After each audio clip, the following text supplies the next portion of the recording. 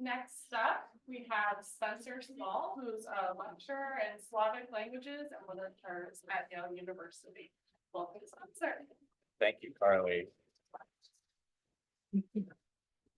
And just one question to get started. We probably Yes. start this presentation right at 4, just because we have some people who are joining. But okay, I will take this time wonderful. to make sure my screen is being shared properly. Let's see.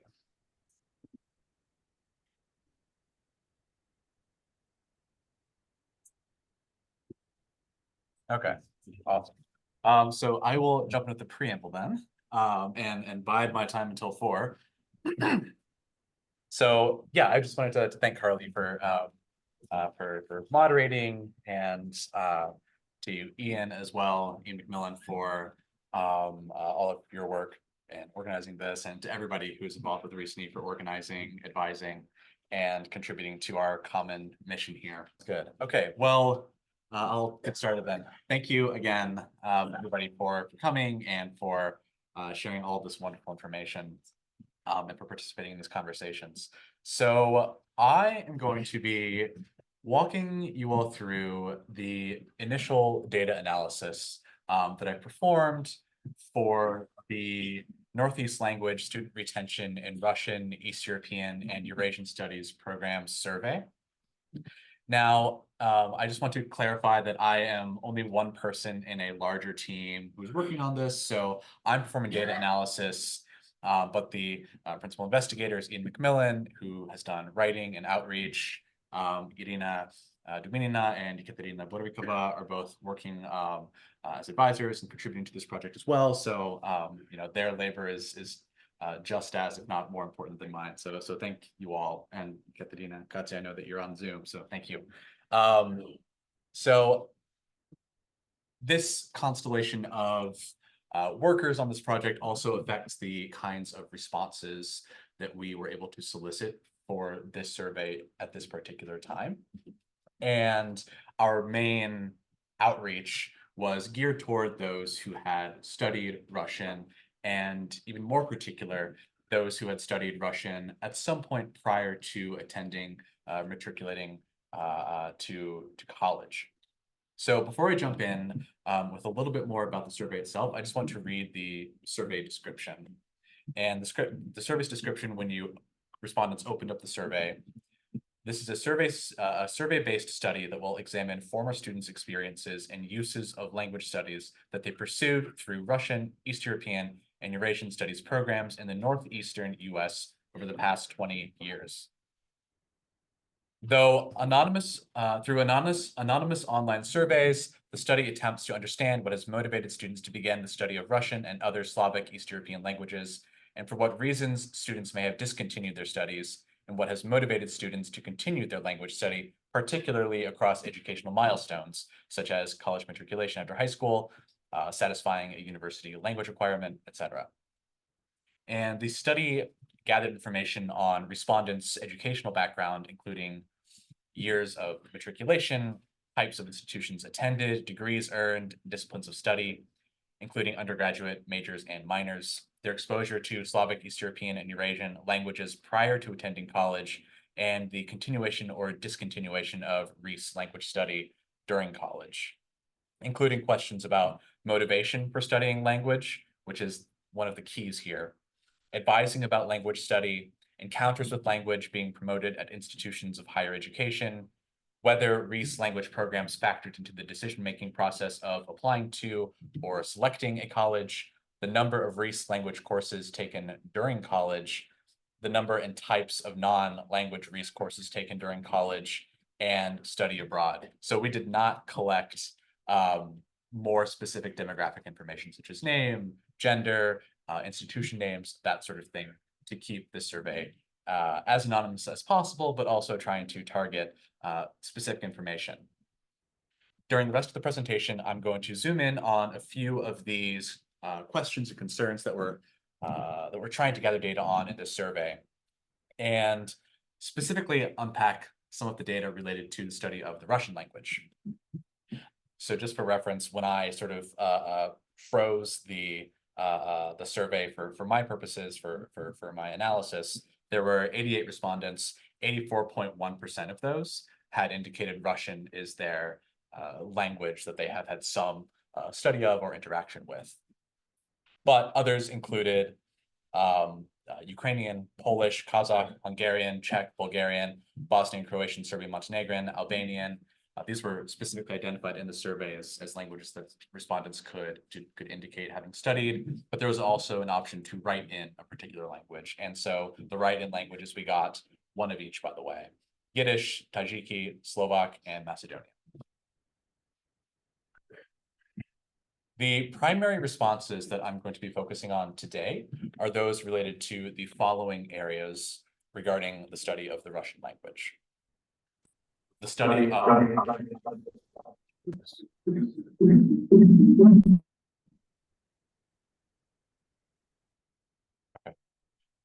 of Russian and or exposure to Russian before college, undergraduate majors and minors, motivations for continuing to study Russian during college, motivations for discontinuing the study of the Russian language, coursework in non-language subject areas related to Russia, East Europe, and Eurasia, and then finally, the period during which respondents first enrolled in college, because there were actually some sort of interesting trends that emerged regarding this period, enrollment years. I'm going to be focusing on two distinct groups of respondents, and we'll present data for each of these. So first of all, those who studied or were otherwise exposed to the Russian language prior to attending college, those who began studying Russian in college as well. And this is to identify any correlations between the study of Russian prior to attending college and the continuation of studying Russian during college, but also to identify any key similarities or differences regarding motivation for Russian language study between these two groups of respondents. So let's jump into the numbers. So zooming out to the big picture here for a moment, and then we're going to get a little bit more into the weeds. Of these 88 respondents, and again, we've had a few more since I sort of froze the study for my purposes. Of those 88, again, we have 84.1% studying Russian, and 65 total respondents studied Russian in college. 48 out of these 65 respondents who studied Russian in college had exposure to Russian prior to college. So that's 73.8% of that group of 65. And then 17 of these respondents, or 26.2% of the 65, studied Russian in college and began studying Russian in college. So let's now look at this group of individuals who studied or engaged with Russian in some fashion prior to attending college. There were 57 total respondents who spoke and or studied Russian prior to attending college. And I'm going to break these down by the venue in which they encountered or studied Russian. So 49 respondents, or 86% of these 57 respondents, studied Russian in high schools, both private and public. 14% studied Russian through externally funded programs, such as the National Security Language Initiative for Youth. 12.3% spoke Russian at home to varying degrees. 3.5% spoke Russian through community organizations, and then another 3.5% studied Russian through private tutoring. Now, this group, within this group of 57 respondents, 48 continued to study Russian during their time at college. So that's 84.2% of this group of 57 respondents who had some level of engagement with Russian prior to matriculation.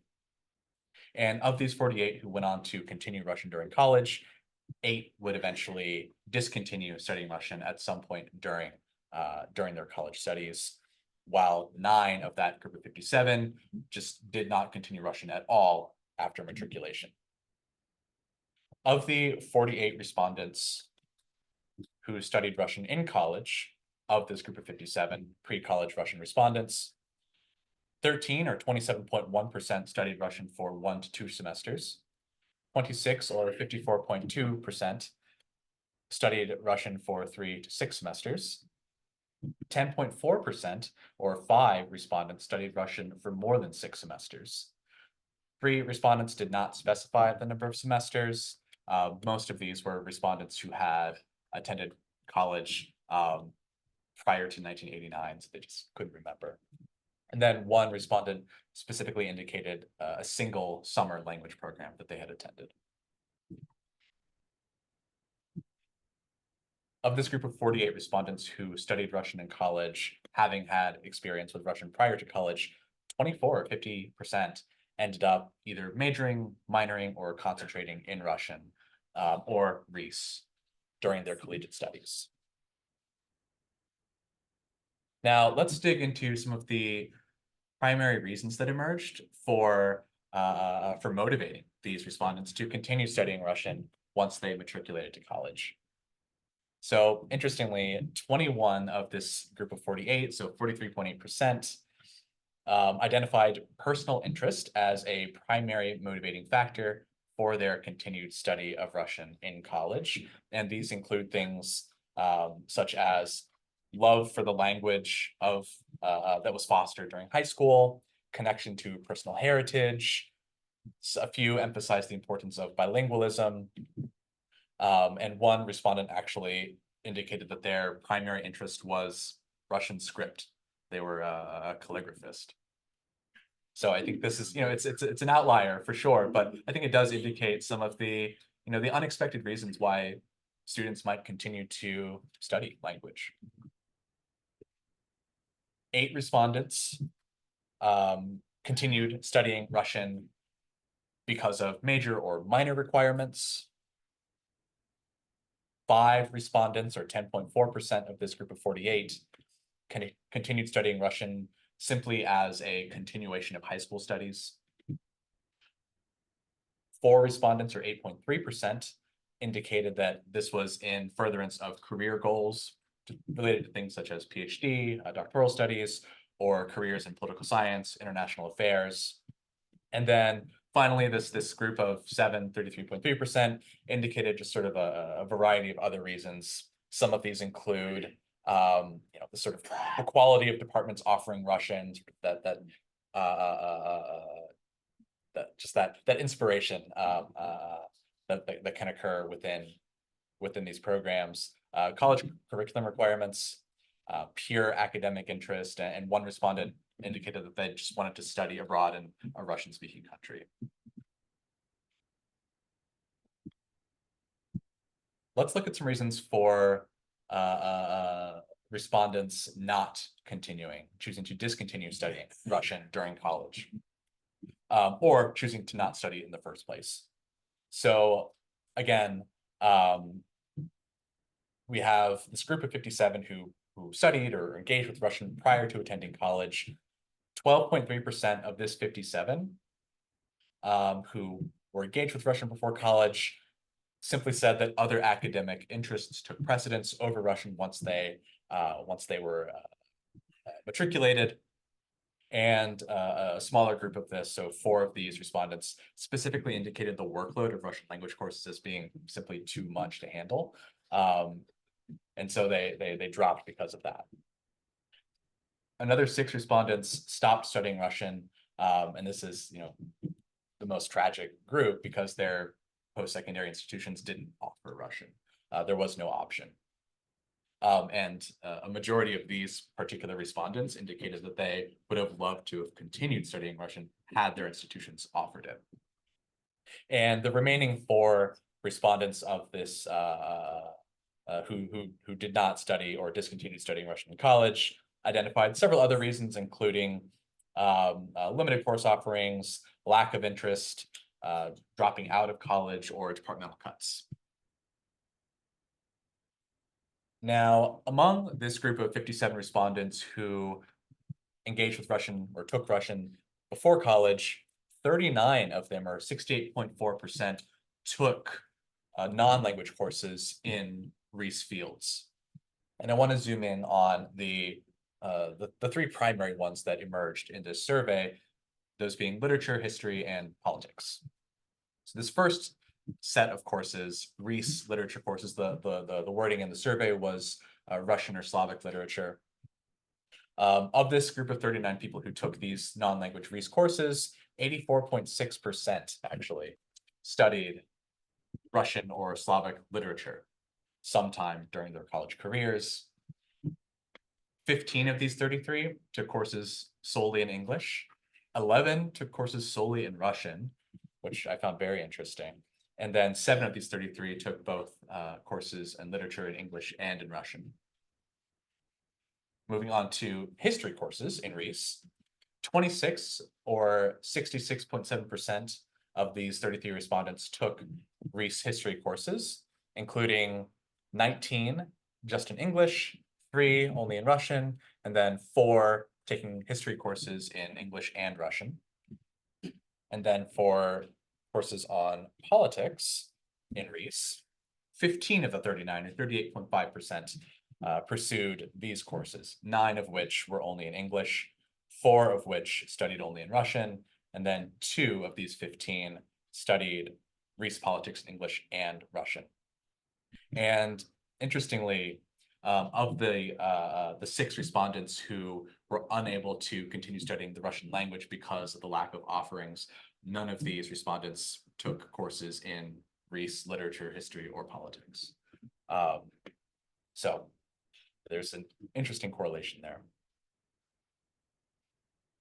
Now let's turn to this group of respondents who began studying Russian during college.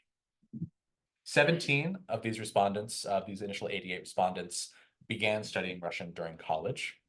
And of these 17, 2 stopped studying Russian at some point during their college studies. Of these 17 respondents who began to study Russian during college, only 1 actually studied for 1 to 2 semesters. 9 or 53% studied for 3 to 6 semesters, and 5, which was the same number as the previous group, or 29.4% studied Russian for more than 6 semesters. 1 indicated that they began during their graduate studies, and then 1 did not specify the number of semesters they had studied Russian.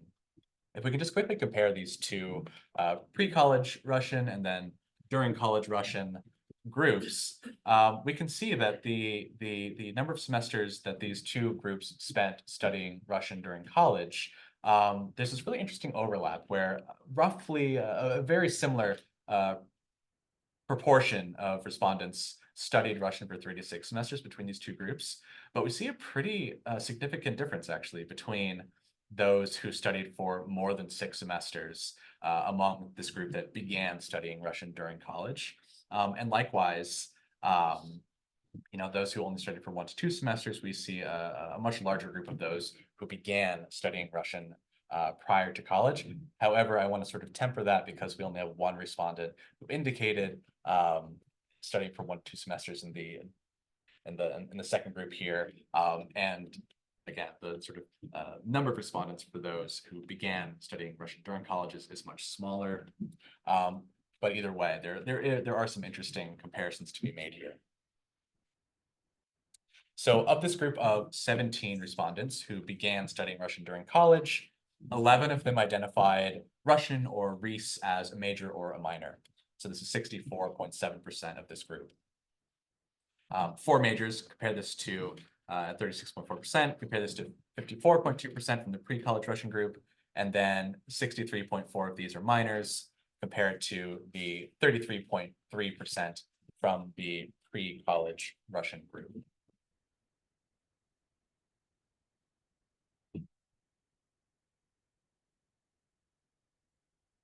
Oh, excuse me. Totally lost my place for a second here, but okay. So among this group of students who began to study Russian during college, we have some, again, looking at the motivation for continuing to study Russian. We have some similarities, some overlap with the pre-college Russian group, but there is certainly, there are some differences that emerge. First, I want to look specifically at this second group of respondents. So of these 17, 6 of them, or 35.3%, continued studying Russian due to major or minor requirements.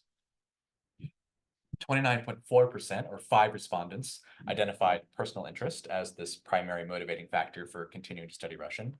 And then 35.3% or 6 respondents identified, again, a sort of raft of reasons, including comparative interests with other languages, including Slovak was one, furtherance of PhD studies, interest in critical language, quality of faculty, and again, sort of like this calligraphist from the previous group, we had one respondent identify studying Russian as a way to improve their creative writing.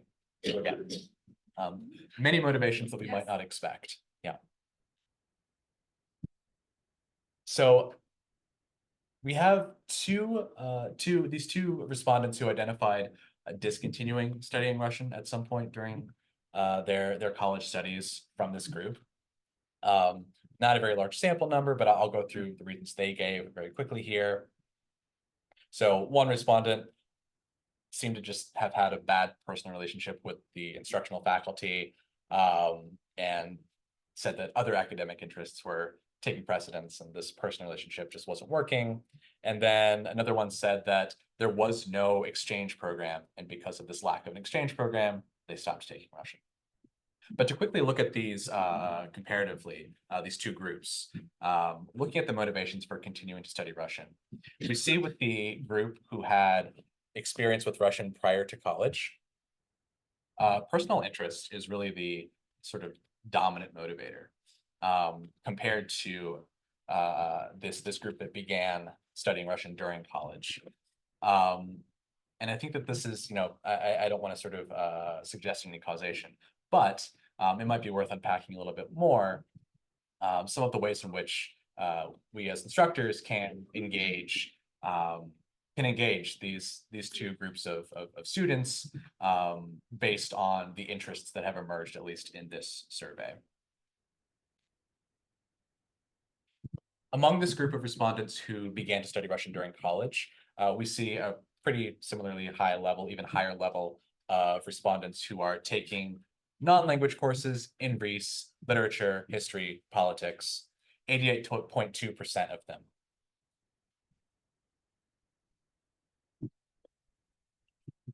So 14 of these 15 respondents who studied non-language REES courses of this group, 93.3% studied literature courses.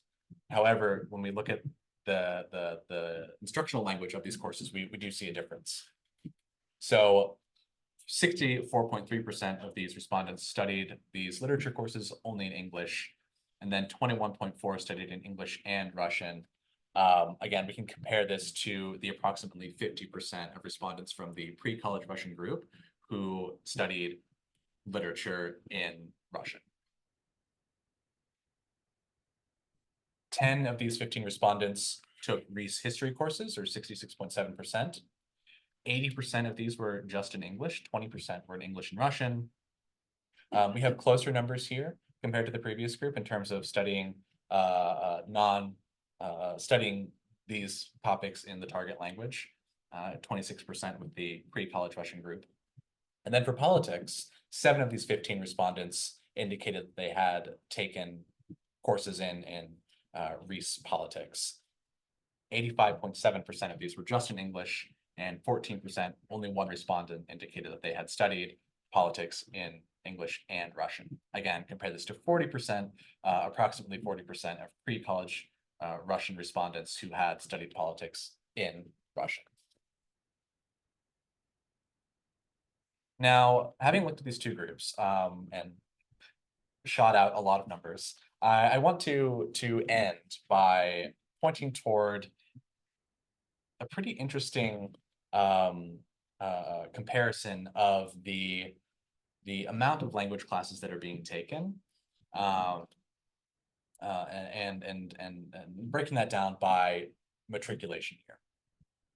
So among the 44 respondents with pre-college Russian who studied Russian in college and who indicated the number of semesters that they had studied during college, 79.2% of these respondents, 79.2% of respondents who matriculated between 2020 and 2024 take more than 2 semesters of Russian, compared to 55.6% who matriculated between 2015 and 2019, and 63.6% who matriculated between 1989 and 2014. I realize this last group is spans a pretty significant length of time. We just didn't have enough numbers to break down these other 4-year time spans. And then among all respondents, so 59 respondents who studied Russian in college and indicated the number of semesters that they did study Russian during college, very similar to the pre-college Russian group, 79.3 of these respondents who matriculated between 2020 and 2024 studied Russian for more than 2 semesters. Compare this to 69.2% who matriculated between 2015 and 2019, and 76.5% who matriculated between 89 and 2014.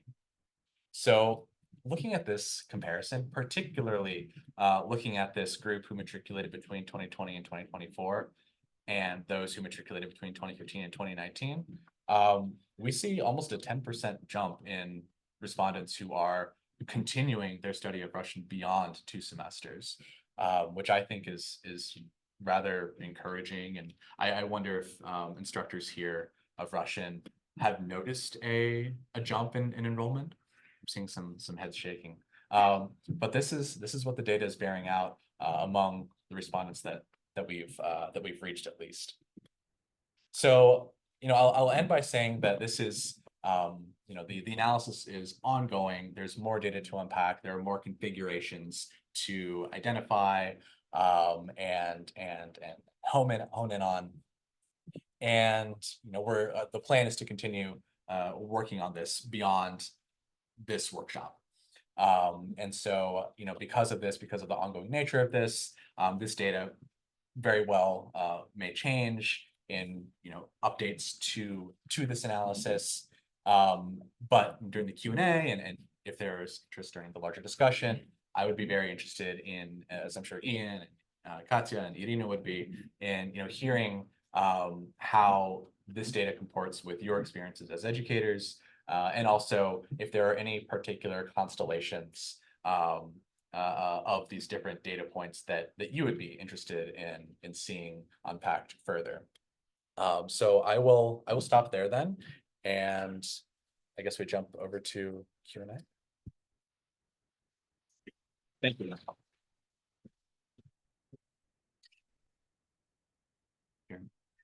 Good, thank you. And numbers are always fascinating. But I have 2 questions with the method, Yeah. the method and the target, I would say. Yeah. So the first one stat that really struck me that I wanted more explanation about was that only about 10%, it was earlier on in your presentation, about 10% of students spoke Russian at home. And I found that fascinating because does that exclude, does that mean that, that everybody else that had no Russian heritage did not speak Russian at home? Or is it just that one question could supersede the other? Yeah. So this particular question, it's not asking about heritage speakers per se. It's asking, there's a list that respondents can select. Right. And these include at home, in high school. You can select several points. Yes. So I think about half of the students, or excuse me, half of the respondents who spoke Russian at home had also studied it in some form in high school. Right. Yeah. And my second question is, and maybe you said this, and if you said it, I apologize. But out of your 88 respondents, how wide was the net cast, if I may? How far did you reach with the survey? And do you know where the responses are coming from? Yeah, Ian, actually, maybe if you wouldn't mind jumping in there. Sure. North America, primarily US and Canada, and it's heavily in this network. So as Spencer mentioned, the language talks about Northeast, but we out beyond that. It's still live to have people wants to come in. But we're planning more pushes and debating whether that would involve revising instruments or not. Thank you. I would just suggest, to cast a wider net, given that we're all teaching in universities and we know how hard it is to reach students, and often that information, students change their addresses and their emails. It's just not very readily available, and you have to work through the administration and go, jump over various hoops. I mean, maybe there were students before you were teaching and you can't find that teacher, so just to be able to cast a wider net, to get more of these students, I guess the best place to go is to development, because they will all be written letters to get money, right? I mean, everybody, the alumni office is very active and stay in touch with these students. I don't know if you were able to contact them just to try to contact, as many students as possible. Because I realize that I certainly have a hard time staying in touch with students who graduated, 15 years ago. Yeah, thank you for the suggestion. I think that's definitely something we can look into. I think this is a very hard thing because most people probably don't have a list of their alumni. I wonder if it would be helpful for the survey purpose to actually have students indicate what institution it came from, because I wonder, especially in terms of interest and things like that, students, it would be interesting to see if, especially at such a small number, if what they're stating as their interest is dependent upon the instructor, and to learn kind of the results of that. And I don't know how you get more students. Like, I have an alumni list. I'm not sure how many people keep an alumni list, so I could send my alumni list. I'm not sure how you find the answer to that question. Yeah, I think it's I think finding more ways to reach out to potential respondents is always something that we're thinking about. Suddenly I remember this Yiddish instructor at Yale, and I can reach out to this person, and maybe they'll be able to reach out, and maybe the people they reach out to will send things back. So yeah, it's sort of the internally difficult task of this kind of project. But yeah, if there are alumni lists that are available. Just ask some high school colleagues what do they have, so we can see if we can get to more high school teachers. One of the things that I thought was really interesting and positive about this is that I think people are always worried that students who come in with high school background, won't want to continue. Like, if we put them in the higher level, they won't want to continue, they'll want to drop out. And so the number of students that you had that were taking Russian out of personal interest and not connected to any major, and even not taking literature or not taking history, given that's not really what we want to see. We want to see them taking the REEES courses as well. But I think that is a really positive indicator that students do continue their language study just because they have a positive experience. Right. We have a question online. Katya, go ahead. Or you can say it. Katya, please jump in. Oh, thank you. Now I can hear you. Thank you, Spencer. So I have a thought and a question. So we usually promote Russian as the language that is crucial for the career, but looks like the survey, the first part of the survey revealed that career goals are not the most common reason to continue. So in the second part of the survey, for those who started Russian at college, were the career goals mentioned at all? Yes, so it was, career goals were mentioned. Sorry, give me 1 second so I can find the, here we go. Yeah, so again, we have a much smaller group of respondents who indicated they had started to study Russian during college. And among these, a few mentioned sort of furtherance of career goals. But these were sort of couched in, someone mentioning their PhD studies, somebody mentioning interest in creative writing, but interestingly, in whatever way you want to interpret that adverb, it wasn't really brought up with the kind of frequency that you might expect. Many of them specifically mentioned that they were Russian majors or minors, and this is what was motivating that. Thank you. Thank you, Katya. Irina. Should I be speaking louder? Or- Just go up there. I see that it sounds like, hi everyone online, this is Irina Dubinin asking a question, making comments. So one, I have two comments and one, well, no, I think maybe I have two comments. So one is, in addition to what Daria suggested, I wonder if a good way to distribute the survey would be using LinkedIn services. So to find everyone who has graduated from higher ed institutions in the Northeast in our network. That's one thing. The second thing was that I wanted to comment on this 10% difference. Yep. That this may be just the artifact of the data that we got. It means absolutely nothing. There is no significance here. Because if we look at the MLA report, it's the troubling downward trend of enrollment. So I think it's just the responses that we received. And I had a third comment, which I think was a question, but I don't remember it. So I will stop here. Okay, if it comes back to you, please. Thank you for doing this work. Thank you. No, I sort of, again, want to sort of temper some of these, some of these numbers by, again, saying that, we had a fair number of respondents. Again, 88, it's gone up a little bit higher by this point. But also the sort of bias that, that we have as a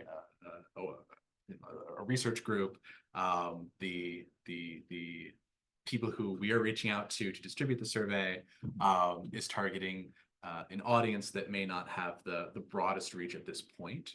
And so I think it is really wonderful and important that we are getting these different ideas for distribution, to maybe clear up some of these more rosy numbers when they do appear. I remember the third point, if I may jump in. Yes, The please. third point was, sorry, I had a senile moment. The third point was that those who started learning Russian in college indicated that it was equally split in three ways. One of them was major or minor requirements, but these major and minor requirements may actually translate into career goals. Right. So Right. I think that's also kind of the way we ask the question may not actually represent that Mhm. career may be involved here. We Right. just ask. Right, certainly. Yeah. And, for a number of these questions, respondents have the option to Choose multiple. choose multiple or Right. to type their own response. And sometimes when they're typing their own response, in a number of instances, they're not even answering the question that's being posed. Mhm. So sometimes it's Yeah. difficult to suss out exactly Mhm. what they're trying to say, if they are offering additional information in the first place. Mhm. Yeah. Thank you. Spencer. Oh, yeah. Understood there's not a question. Yeah, Colleen, please. Hi, Spencer. First off, thanks to you and all those who participated in designing this study and gathering the data and analyzing it for us. It's a tremendous service. And I, of course, showed up today thinking, oh, maybe I'll get some really useful information that can help me develop my program. So coming to it from sort of a user's perspective, right? How can I instrumentalize this to make my program more successful?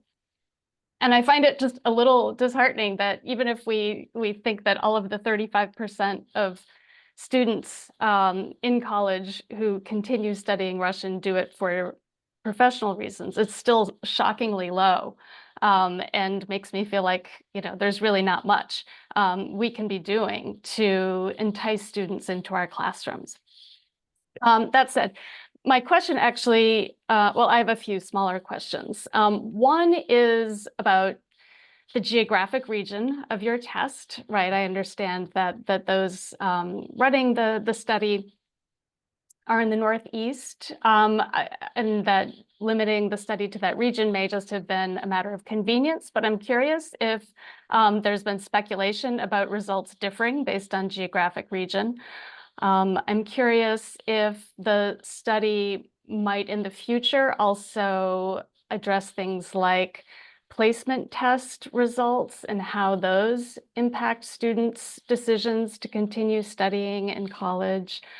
And then one problem that, has sort of always bedeviled me is the high attrition rate between first semester and second semester of Russian. So sort of beginning levels, it seems like, the dropout rate is extremely high.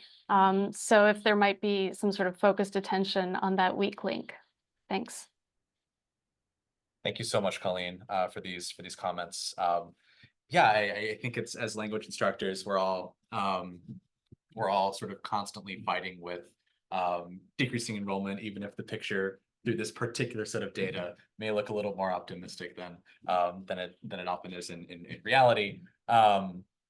Yeah, I think that, if as we continue to work on this project, and if we have some, change, adjustment, update of the instrument, we can maybe seek to target some additional points of data. But it's always a sort of task to figure out what is most important. We want to make sure that the respondents are able to get through the survey, not get totally worn out, like actually want to participate. And so part of the conversations that we were having were revolved around, okay, like what do we cut? And what is most important to include in this survey? So I think, moving forward, one of the tasks is to continue that conversation a bit more. And as far as the geographical reach goes, so REEESNe as an organization is primarily focused on the Northeast, but I do wonder if there, if we were to expand this outreach, or if there were another organization that did a similar survey. I'm thinking about Svetlana's presentation and this sort of cluster of institutions in California and Virginia that have these more expansive Russian language programs. I do wonder if the data would be different there. But unfortunately, I can't really speak to that at this moment, just because of where I am and the work that we've been doing.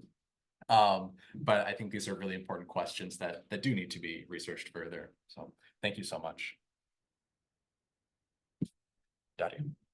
I have another idea. I'm not sure if that would be useful, but once again, because I know how hard it is to access students, right? And I just know we need to work on that somehow. Like, one would be, what's another good idea for getting them into the net?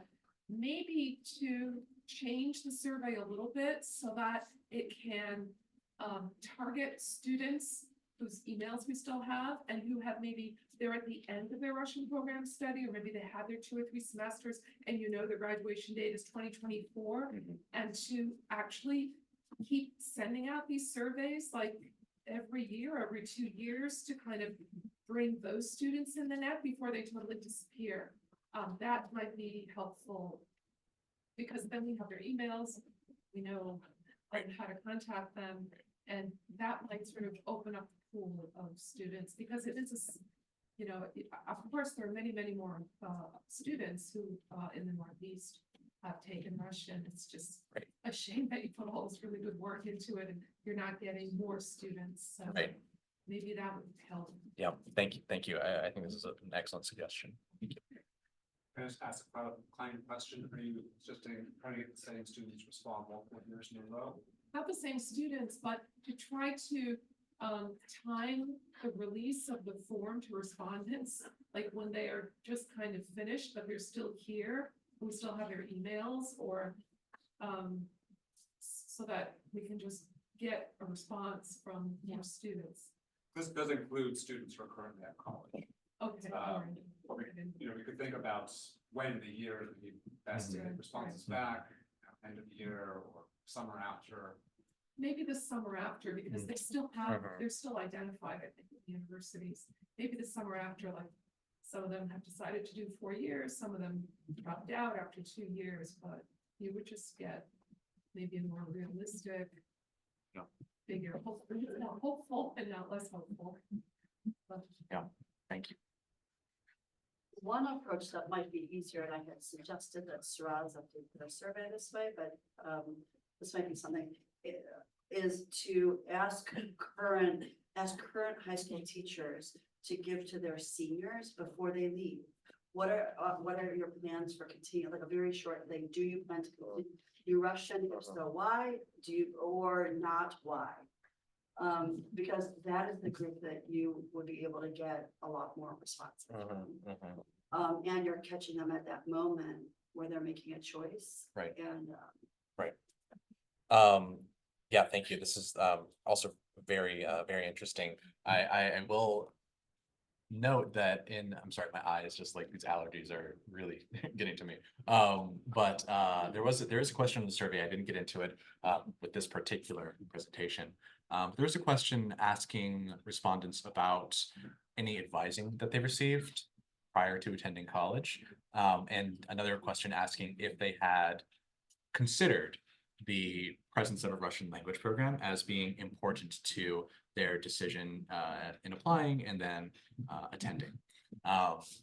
And so there's a set of data that does address these sort of adjacent data points to what you're suggesting here. But yeah, unfortunately, there wasn't quite as much response to these particular questions. But again, these are still sort of part of the data set that we're working here. But I really like this suggestion of reaching out to high school teachers and saying, hey, graduating seniors, what are you planning? Because I think this might be might offer some really interesting perspectives. and ACTR can help with that. Awesome. because- Awesome. Fantastic. Thank you. Thank you so much. We're at time. We have 15 minutes until the final session for the day. Thank you very much. Thank you.